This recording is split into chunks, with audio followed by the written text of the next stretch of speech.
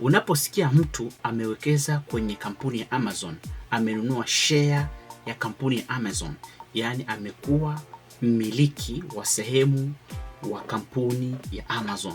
Unaponunua share ya Tesla, unakuwa mmiliki wa sehemu ya kampuni ya Tesla. Kwa majina naitwa Raja, naishi New York, ni mwekezaji kwenye masoko ya hisa.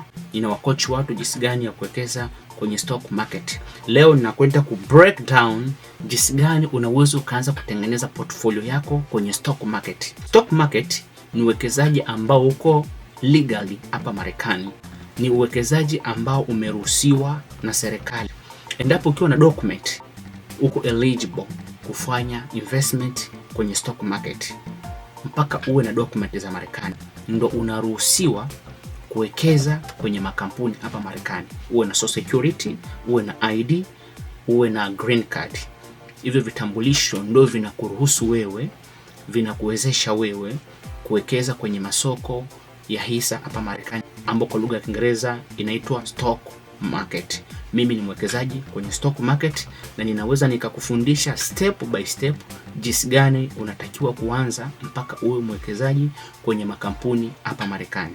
Nina mwaka mzima kwenye hii investment na kweli nimeona matokeo na mafanikio kupitia hii investment, na ni sehemu sahihi, salama. So hata na wewe unaweza kuchukua maamuzi leo na hatua kuanza kujifunza, kwa sababu mimi nimechukua miezi 9 na mpaka leo naendelea kusoma, kwa sababu stock market ni pana sana. Ni pana sana kwa sababu unatakiwa ujue jinsi gani ya kufanya fundamental analysis, technical analysis, jinsi gani ya kuchambua kampuni.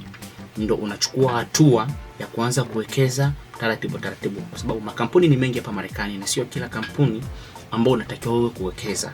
Unatakiwa uchambue kampuni, ujue kampuni sahihi, salama ambayo unatakiwa kuwekeza. Alright. Siku ya leo nitakuelekeza jinsi gani unaweza kutengeneza portfolio yako as a beginner. Watu wengi wanajiuliza, natakiwa niwe na dola kiasi gani ili niwe mwekezaji kwenye stock market. Kwenye stock market kuna kitu kinaitwa dollar cost average na fraction share. Dollar cost average ina maana kuwekeza kidogo kidogo. Unaweza ukaanza hata na dola 100. Unawekeza kila mwezi dola 20 kwa kila kampuni. Dola 20. Kama utaanza na kampuni 4, dola 80 unaruhusiwa. Fraction share ni kitendo cha kuweka pesa kwenye uwekezaji wa bei kubwa, lakini wanakupa faida kulingana na kiasi cha pesa ulichowekeza. Kwa mfano, share moja Amazon ina thamani ya dola 230. Wewe una kiasi cha pesa dola 20. Unaweka ile, ukiwekeza ile dola 20 wanakupa faida kulingana na kiasi cha pesa ulichowekeza. Sio lazima mpaka uweke dola 230. Unaweka kulingana na kiasi ulichonacho. Hata dola 10 unaweza kuwekeza. Amazon wakitengeneza faida wanakupa faida kulingana na dola 10 yako uliyowekeza. Hiyo ndio inaitwa fraction share. Kwa hiyo ni uwekezaji ambao unakuwezesha kuanza pale uliko. Sio lazima uwe na pesa nyingi. Unaweza ukaanza hata na dola 10. Kila mwezi unaweka dola 10 kila mwezi. Inategemeana na malengo yako katika maisha yako. Alright? Leo nitakupa portfolio ambao unatakiwa kuanza nayo kwenye stock market. Make sure unafanya utafiti, unasoma, uelewe unachokwenda kukifanya, kwa sababu ni uwekezaji na unaandaa maisha yako. Subscribe na kucomment ili uendelee kupata update nyingi ambazo nitaendelea kuziposti kwenye hii channel yangu, na utajifunza mambo mengi na wewe utakuwa mwekezaji, kwa sababu ninakufundisha kile nilichofunzwa na ambacho ninakifanya. Kuna mistake nimeifanya, kuna makosa niliyafanya, nitakufundisha usipite kwenye hayo makosa ambayo niliyafanya. Nitakufundisha ili investment yako iwe safe zaidi, uepukane na makosa niliyofanya mimi. Make sure unajifunza kutoka kwangu. Usisahau kushare, usisahau kucomment, usisahau kulike. Make sure na like na kusubscribe. Alright. Unapoanza kuwekeza, kitu cha kwanza usifikirie faida. Watu wengi wanakimbilia faida, ila huu ni ushauri wa kitaalamu zaidi ninaokupa, kwa sababu mimi ni mtu ambao ninafanya hichi kitu na nina muda mrefu kwenye hii industry, kwenye hizi investment. Hizi ni investment za kitaalamu zaidi. Na hichi ninachokushauri inaomba uzingatie ili uwe salama zaidi na uone matokeo na maisha yako yawe vizuri zaidi. Kitu cha kwanza cha kuzingatia kwenye investment yako ni usalama wa pesa yako. Usikimbilie faida. Mara nyingi investment ambazo zina faida nyingi huaga zina mitego mingi sana. Na ndio maana watu wengi wanatapeliwa pesa, wanaoneshwa faida kubwa, lakini hawajui kitakachowafuata nyuma yake. Kwa huo unakuwa kama ni mtego, unapoingia unanasa, unapoteza pesa. Unapotaka kuwekeza kwenye investment yoyote, fikiria usalama wa pesa yako. Kitu cha kwanza kwenye portfolio yako, unapotaka kuwekeza kwenye stock market, angalia usalama wa pesa yako. Unaangaliaje usalama wa pesa yako? Tafuta investment ambazo ziko strong. Wekeza pesa yako kwenye makampuni makubwa ambayo hayawezi yakacrash kiurahisi.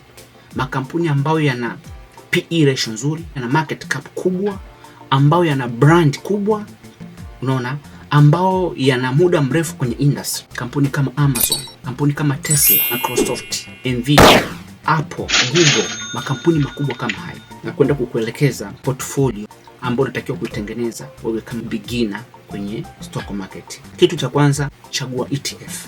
ETF ni nini? ETF ni mkusanyiko wa makampuni ambao yanawekwa kwenye kapu moja, alafu wewe mwekezaji unakuwa na uwezo wa kununua share, kununua makampuni mengi at the same time. Kwa mfano VOO, hii ni S&P 500, ni ETF ambayo ina track kampuni 500. Kwa kwenye hii ETF kuna makampuni 500. Unapowekeza kwenye ETF ni sawasawa umewekeza kwenye makampuni 500 kwa pamoja. Kwa hiyo inakuwa ni sehemu salama zaidi. Hata market inaweza ka crash, hizi ETF as crash. Kwa pesa yako inakuwa sehemu salama. Kwa hiyo unapoanza kufikiria kuinvest kwenye stock market, hizi ni sehemu salama unazotakiwa kuanzia kuwekeza pesa yako. Na watu wengi wanatumia hizi ETF kama savings. Kuliko kuweka pesa kwenye savings kwenye bank account yako, unaweka kwenye ETF kwa sababu ni sehemu salama na zinatoa return nzuri kila mwaka. Zina return ya 10, 11 mpaka 12. Najua kwenye savings za bank return ndogo sana. Return ni ya 0.6 per month, ambayo kwa mwaka haifiki hata $1. Na hapo unakuwa umewekeza takriban 10k ambayo haizalishi. Lakini ukiwekeza kwenye ETF, pesa yako inakuwa inafanya compound interest. Kwa ni sehemu nzuri sana kwa sababu ya kutengeneza compound interest, ongezeko la thamani ya pesa zako. Kwa hiyo make sure unamiliki ETF. ETF nzuri kwenye stock market, chukua VOO, S&P 500. Hii ni ETF ambayo ina track kampuni 500. ETF ya pili, chukua VGT. Hii ni Vengo Technology ETF. Hii ni ETF ambayo ndani yake makampuni yote, yani tech zote za hapa Marekani ziko kwenye hii ETF. Kwa hiyo ni sehemu salama zaidi unapoanza kutengeneza portfolio yako. Chukua VGT, chukua VOO, chukua Nvidia. Hizi ni kampuni nzuri sana na salama. Unaweza ukaanza na pesa ndogo sana. Kwa hiyo ondoa hofu. Dawa ya woga ni kusoma. Ukiisha soma unaelewa, unakutengenezea confidence na unakuwa na uhakika kwa kitu unachokifanya. Make sure unaendelea kufuatilia channel, utajifunza mambo mengi na utaanza hatua sahihi ili usifanye makosa ya kupoteza pesa yako. Thank you so much kwa kunifuatilia na kutakia siku njema, na kesho uwe tayari kupokea video nyingine ambayo nitaendelea kuweka kwenye channel. Asante sana.